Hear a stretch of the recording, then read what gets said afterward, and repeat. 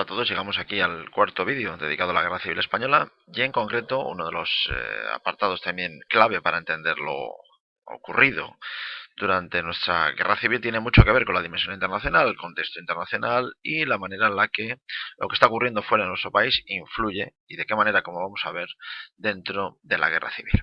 Bien, de hecho, lo primero que tenemos que tener en cuenta, obviamente, es que estamos viviendo una época en la que la tensión creciente a nivel internacional es palpable. Teniendo en cuenta, además, que en nuestro país desde finales del siglo XIX, yo diría que incluso antes, la verdad es que nuestro país ha caído desde hace mucho tiempo en la irrelevancia, especialmente en lo que llamamos la política internacional.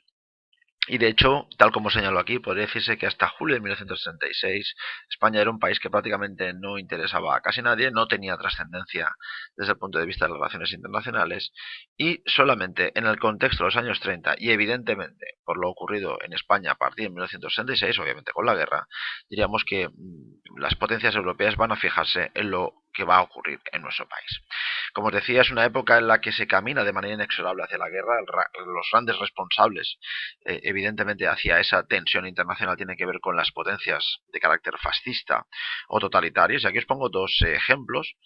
Podría añadirse un tercero, el caso de Italia, que tiene una activa política exterior en los años 30 también en el norte de África, pero sobre todo, desde luego, el gran agitador, el que está moviendo los hilos para finalmente decantarse a una solución armada, es decir, el camino hacia la Segunda Guerra Mundial sin duda alguna es Hitler, ya lo hemos nombrado en los vídeos anteriores con la ocupación de los Sudetes, una región de Checoslovaquia, pero también en otros lugares alejados del mundo esa tensión imperialista que finalmente llegará a la guerra.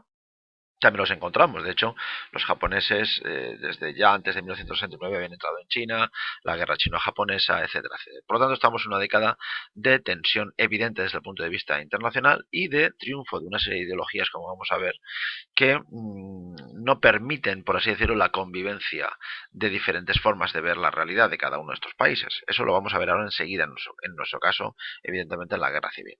Bien, ¿qué actitudes podemos observar tanto en el interior como en el exterior respecto a la guerra civil? Evidentemente, desde el minuto uno lo que se pretende, tanto por el bando sublevado como el bando republicano, es obtener armas para sostener la guerra. Hay historiadores que afirman que si hubiese sido por el nivel de armamentos que tenía y la cantidad de material bélico que tenía la guerra civil española, es decir, los dos bandos al comienzo de la guerra, posiblemente la guerra antes de Navidad hubiese terminado. Es decir, que si duró tanto fue sin duda alguna por las aportaciones exteriores en este sentido. La verdad es que al respecto de este asunto hay que dejar claro que vamos a encontrar dos actitudes bien distintas. Mientras que por una parte los sublevados van a contar con el apoyo prácticamente incondicional, como ahora veremos, de Alemania e Italia en todo lo que necesite Franco. En el caso del bando republicano, la verdad es que, como aquí os señalo, no va a ser fácil encontrar armas y, de hecho, una serie de actuaciones en política exterior como las que vamos a señalar a continuación va a marcar, en este sentido, el futuro de la República y del ejército republicano. De hecho, es cierto que es un factor definitivo en el desenlace de la guerra, como vamos a ver a continuación. En Europa, ¿quiénes encontramos? ¿Qué protagonistas, qué personajes encontramos? ¿Qué hay que tener en cuenta a la hora de entender lo que va a ocurrir? Bueno, pues desde el lado, vamos a decir, de las potencias democráticas, los países democráticos, tenemos a Léon Blum, y lo señalo, líder del Frente Popular francés. De hecho, esto de los Frentes Populares, que era una iniciativa que puso en marcha Stalin ante el ascenso, el creciente ascenso de los regímenes fascistas, estos Frentes Populares, sin duda alguna, el más conocido por nuestra parte, obviamente, el Frente Popular en España, pero el que lo inició, sin duda, fue el Frente Popular francés, una gran coalición de partidos de izquierda. Por lo tanto, en teoría y a priori, podría decirse que este Frente Popular francés debía ser solidario con la República Francesa. Pues vamos a ver que realmente no lo va a ser. Desde el lado británico, la figura de Neville Chamberlain, el que luego se ha destituido por Winston Churchill, es uno de los ministros, el primer ministro británico de los años 30, que desde luego su política va a estar marcada por algo que ya visteis posiblemente en otros momentos, el denominado apaciguamiento, lo que es lo mismo, ceder, ceder, ceder y seguir cediendo hasta que la cuerda se rompa, es decir, ceder ante el avance, en este caso, de la Alemania nazi. Por lo tanto, Gran Bretaña y Francia son proclives a declarar la no intervención y, de hecho, se va a generar el denominado Comité de No Intervención. Aquí tenéis una larga explicación por si queréis verlo. En teoría, dentro de este comité de no intervención están todos los países involucrados o que pueden estar involucrados en el contexto europeo, en el concierto de países europeos, y fijaos que en la última línea, entre ellos, Alemania, Italia y la URSS formarían parte de este comité de no intervención, que declara el asunto como un problema exclusivamente nacional, un problema local, un problema solamente español, y que los demás países no debemos de intervenir. Como vais a ver a continuación, y de hecho creo que debemos decirlo así, este comité de intervención es una auténtica farsa. En teoría, fijaos con este mapa, en teoría los ingleses, franceses, los alemanes y los italianos, en teoría debían garantizar que a través de esta especie de bloqueo marítimo ningunos recursos, ni ningún armamento, ni ningún material bélico podía entrar en España para atender las necesidades bélicas de los dos bandos. ¿Por qué es una farsa? Porque sabemos que eso no va a ser así. Y de hecho no va a ser así de una manera clara y descarada en el bando nacional. Y vamos a ver que de una manera también evidente va a ocurrir dentro del bando republicano, que desde luego con una menor, diríamos, posibilidad de cubrir todas sus necesidades bélicas. ¿De acuerdo? Por lo tanto, se declara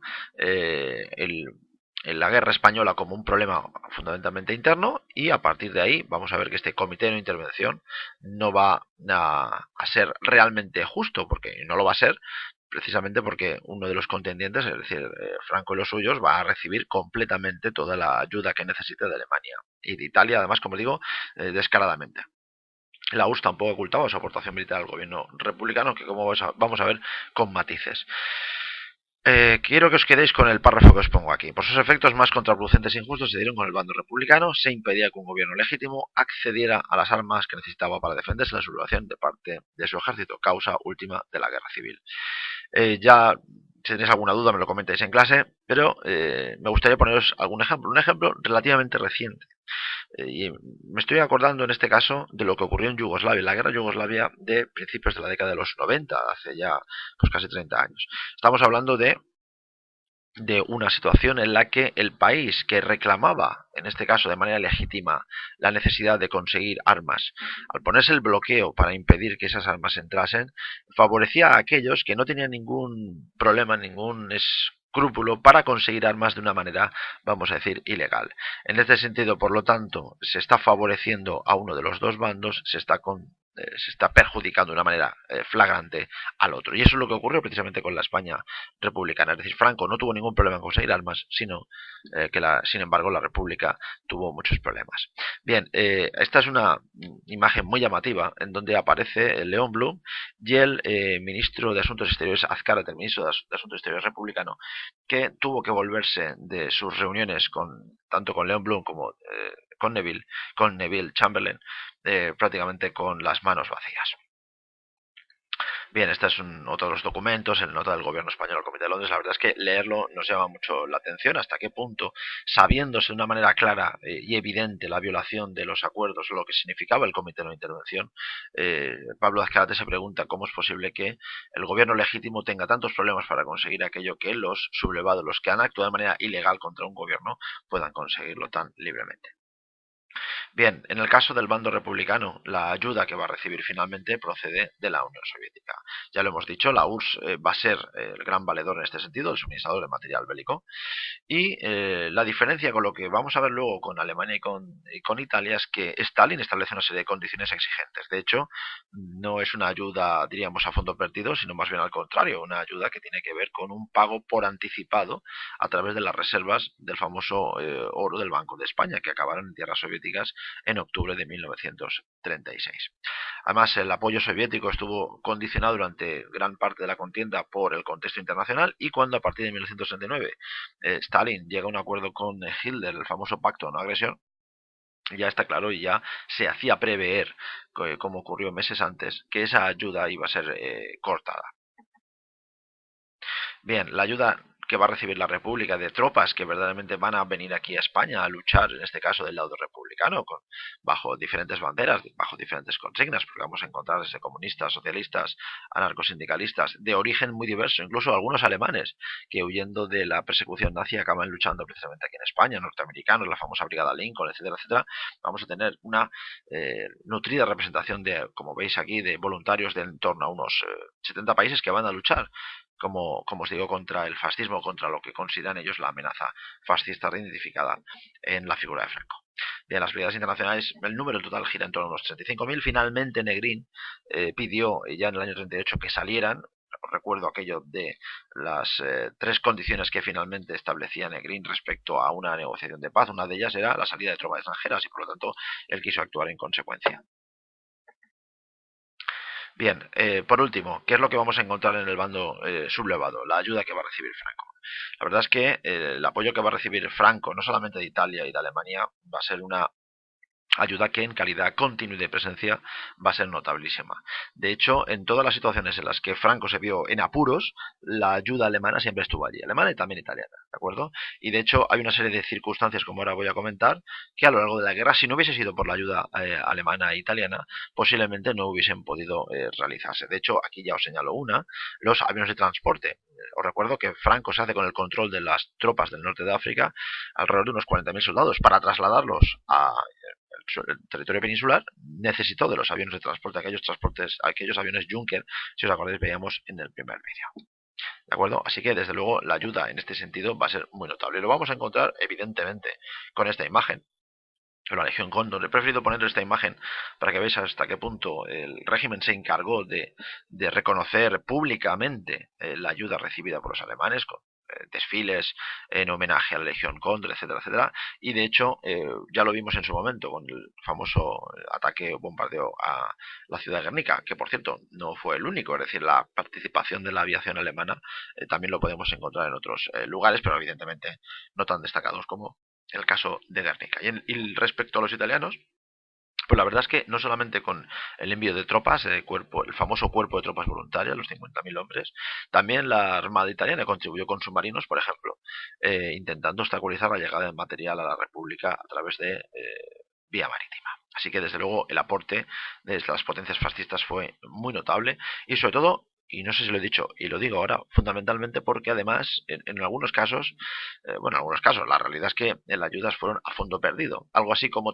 no te preocupes, te doy todo lo que necesitas y ya me lo devolverás. Y de hecho, como ya veremos, Hitler se lo intentará cobrar durante la Guerra Mundial. Y por último, para terminar, vamos a comprobar que en el lado sublevado no solamente hay una ayuda bélica y material innegable del lado por parte de los alemanes y los italianos, sino también podemos observar otra serie de aportaciones, como por ejemplo los voluntarios portugueses que participan. Os recuerdo que creo que hay un vídeo por ahí en donde habréis descubierto quién es el que está gobernando Portugal en esos momentos y que no tiene ningún problema en enviar voluntarios a la causa de Franco. Colaboración de empresas norteamericanas, por cierto, que suministraron el combustible que el ejército de Franco y sobre todo los blindados necesitaban, así como católicos, como ya os decía también hace unos apartados anteriores, católicos de todo el mundo que van a colaborar con la causa nacional y en este caso incluso de países como Irlanda, evidentemente de gran tradición. Y por supuesto, digamos que todo ello respaldado con una especie de carga moral que va a incluir, en este caso, el apoyo explícito del Vaticano con una declaración que va a hacer en 1937 el Papa. En definitiva, aquí lo dejamos, este es el penúltimo vídeo, el siguiente va a tratar posiblemente de los hechos más dramáticos de la propia guerra. Me estoy refiriendo a las consecuencias.